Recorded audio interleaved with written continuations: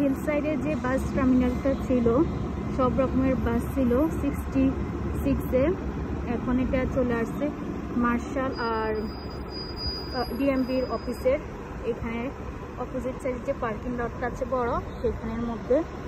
So এখানে সব রকমের বাস এখানে আসে, এখন থামবে। Q1, Q2, Q3, 77, 76 সব বাস এখানে। বাস স্টপ এখন নতুন এখানে করছে ওরা। তো ওইটা আগেরটা ক্লোজ হয়ে গেছে। তো এই যে এটা নতুন ওপেন করছে, এখানে সব বাস এখানে নতুন করে ওরা ওপেন করছে। তো এই যে 68 আর 90 অ্যাভিনিউর মধ্যে এটা পড়ছে। তো নতুন করে এটা ওপেন করছে, সবাই সুবিধার জন্য ভিডিওটি মেক করে রাখলাম।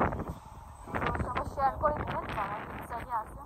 বাস টার্মিনাল নতুন করে এটা এখানে ওপেন করা হয়েছে, বাস যাইতেছে এই দিক থেকে।